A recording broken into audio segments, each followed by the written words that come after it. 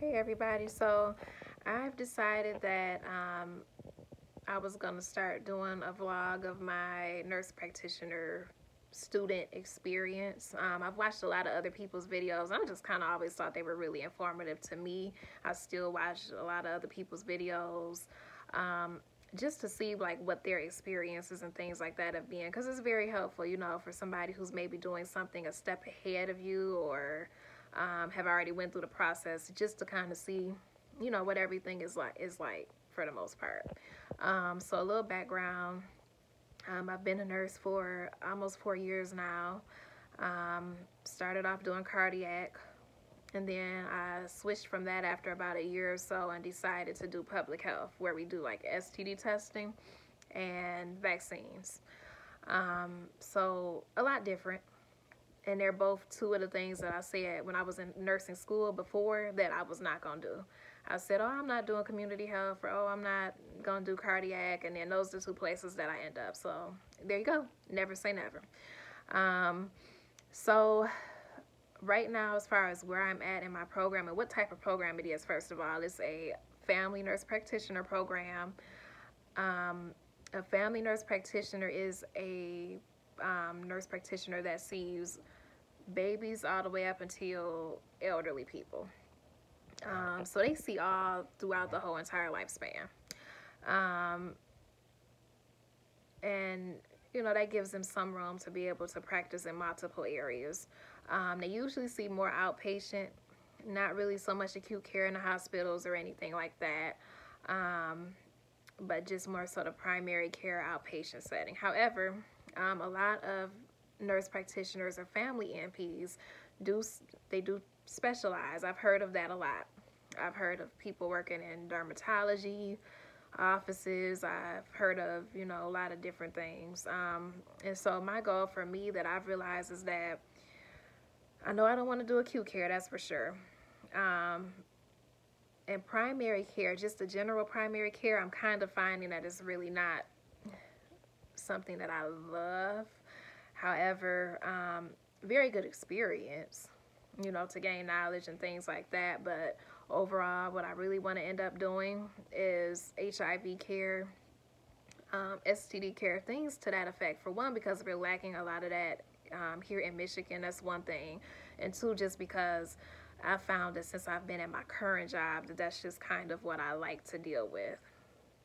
The stuff that probably a lot of people don't really want to deal with, basically.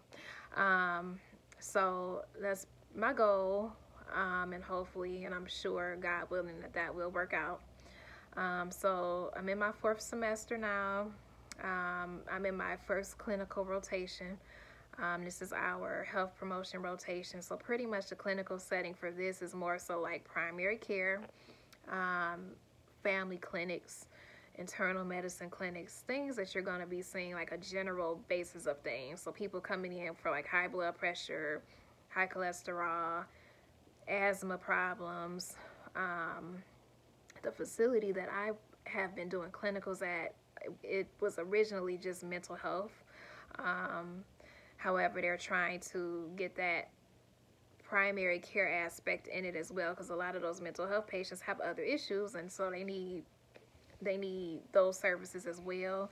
So a lot of the patients that we've seen thus far have had mental health histories like bipolar disorder or depression, things like that. But they also have some other issues as well, like asthma, high blood pressure, all the common things that you see. So still a pretty good experience. It's been kind of slow patient-wise, and I ended up finding out last week that I can only count hours for the hours that I've seen patients. So last week she only saw 3, or we only saw 3, whatever you want to say. And so therefore, the professor was being nice and allowing me to use my full amount of hours last week, because I was there for like 7 or 8 hours, but we only had 3 patients. So, she let me use the full 7 hours that time. But, going forward, she did clarify that it has to be a patient each hour. So we're working that out. And today was the second day of clinical, and it went pretty good. Did a lot of guidelines. The lady that I'm working with is very, she's something, but she's very nice lady. Just wants us to, me to kind of be prepared for boards, which is important. Can't pass your boards, you can't practice. So she was really on me today about what age do you need certain screenings done? What age do they start? How often do you need to do them? When do you need to do them earlier based off of like a family history? And what age would that start?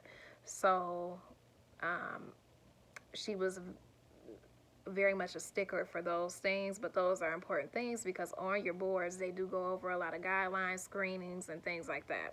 So that's great. Like, I'm glad that I have somebody who actually like wants to teach and wants you to know things so that you don't got to take the boards, 2 or 3 times. So today went well. As far as things that I would tell people that they should know before going into a nurse practitioner program. So the program that I'm doing, and I ain't going to say school names and all that, some people already know, but I'm not going to publicize it because you never know. It's an online program though, so I will say that. And what I will say that people should know before doing like an online program is, for one, you get out of an online program what you put in.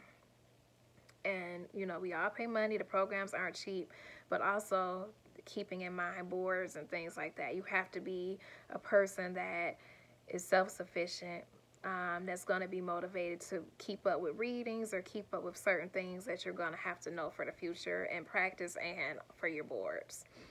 So if you're not that type of person and you feel like going somewhere in person is just better for you, keep that in mind.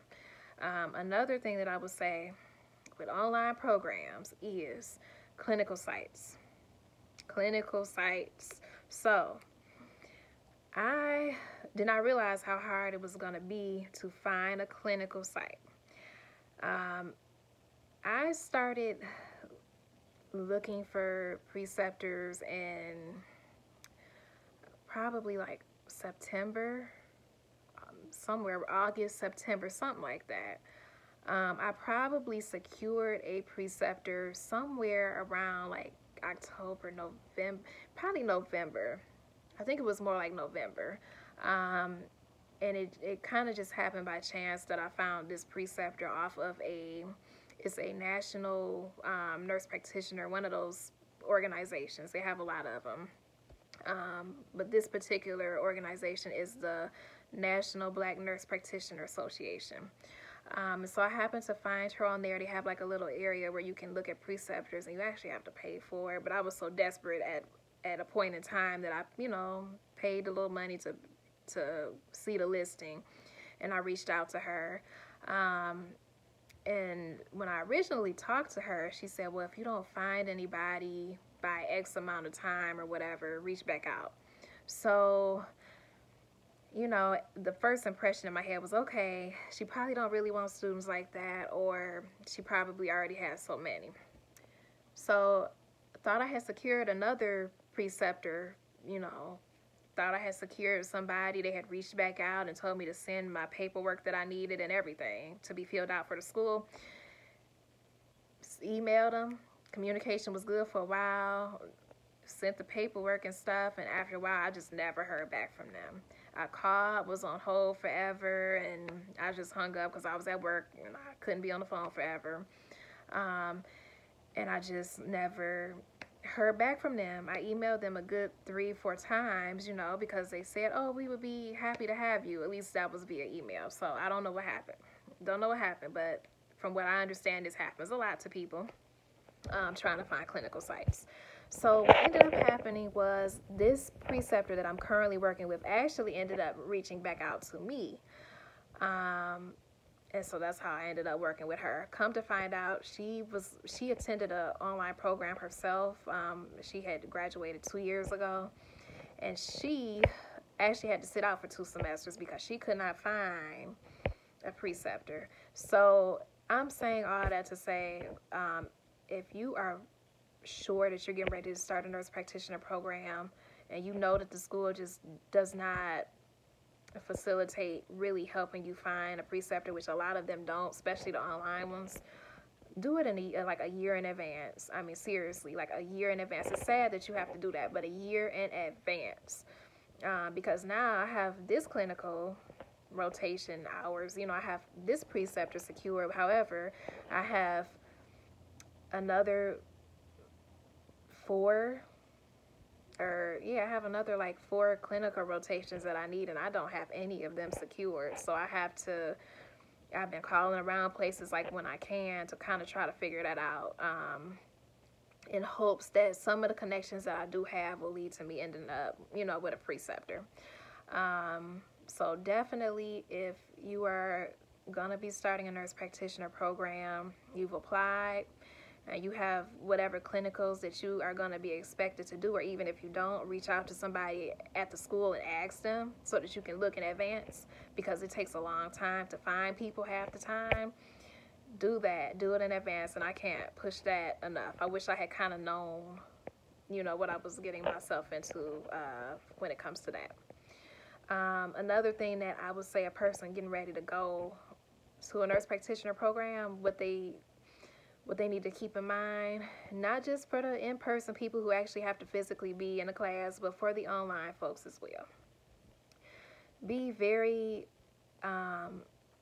conscious of how many hours you're going to want to work, because there's a lot of writing and things like that. So if you have a spouse or, significant other or something that's able to help you, you can just work part-time, I would recommend just doing part-time. Or if you can swing just working part-time, like 2 12-hour shifts or something out the week, or just a decreased amount of hours as a nurse, and still be fine, do that. Because right now, my whole situation is that I work Monday to Friday.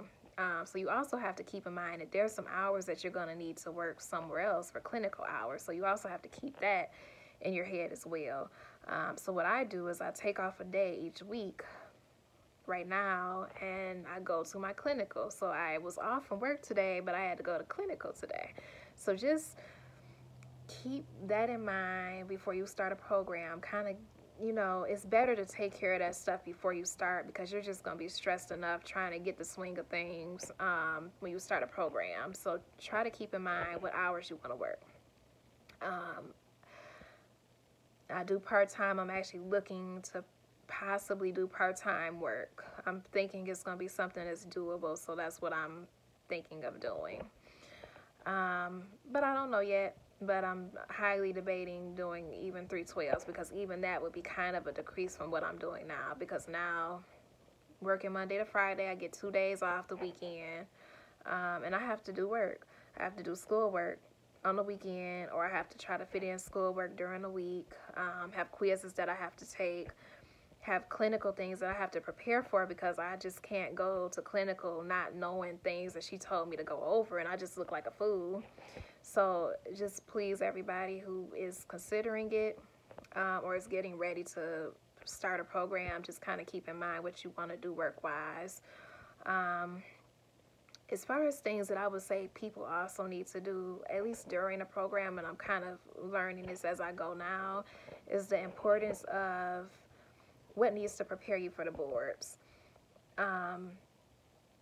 There's a lot of guidelines. Those things change usually, every few years or whatever the case, depending on what it is. But just know what you need to know for your boards. Like, be conscious of that stuff, because schools like to add on extra things for you to do that's not going to be on the boards, like a thesis. I just don't feel like any of that is really going to be so much on your boards.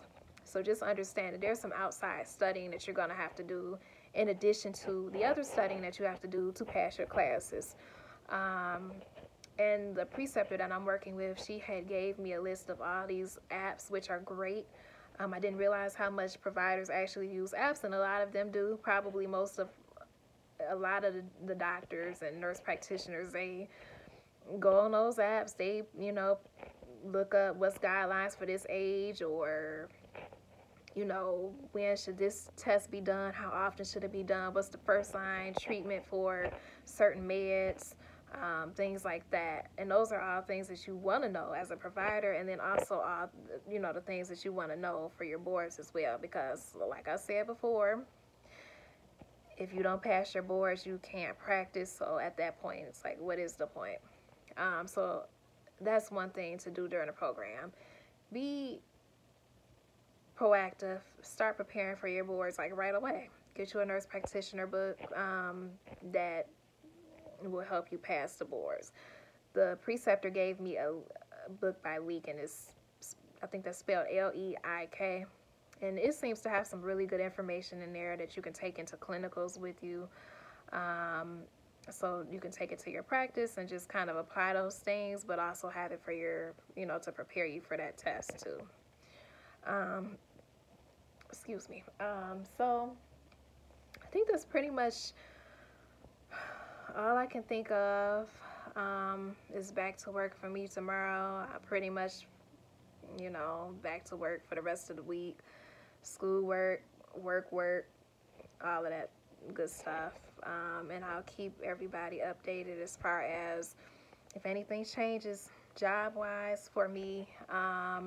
And also my whole preceptor locking down experience and how that is going to be for me as well, and give you updates on progress, because right now I don't have anybody for the summer, nobody for the fall, nobody for next year in the winter. So I'm kind of just calling everywhere, emailing people, talking to some people that I know that's already in healthcare who might have had previous managers, or some connects that I might have had that can kind of just help me out to lock down a preceptor. And other than that, that's pretty much it.